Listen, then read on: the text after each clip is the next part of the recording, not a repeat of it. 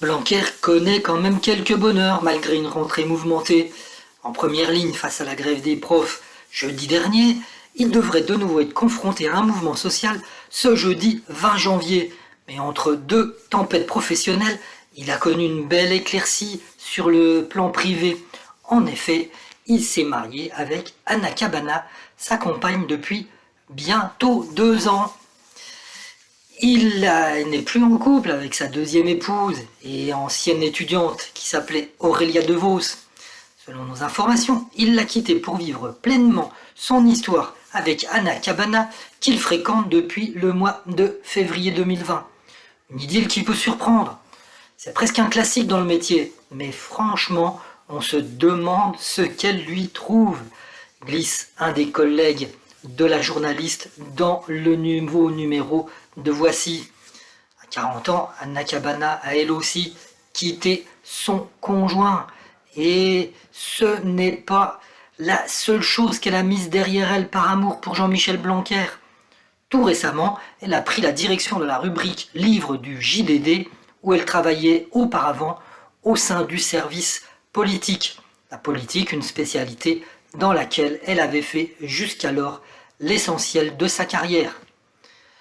Elle est née en 79 à Montpellier et c'est à 23 ans qu'elle est arrivée à Paris pour rejoindre la rédaction de Marianne.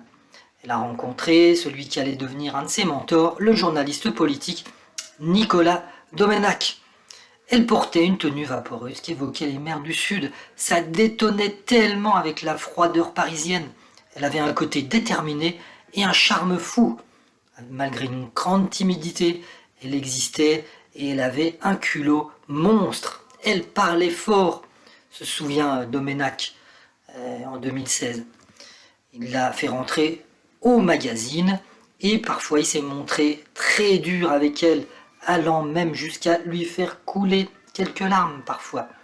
Mais Anna Cabana est quelqu'un de fort, de déterminé, et elle a réussi à gagner ses galons de journaliste. Elle a quitté Marianne pour Le Point, où elle est restée pendant 10 ans.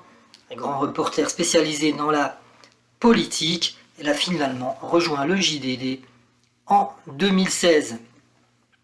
Et en parallèle de la presse écrite, elle a également travaillé à la radio sur France Inter de 2010 à 2013, puis à la télé.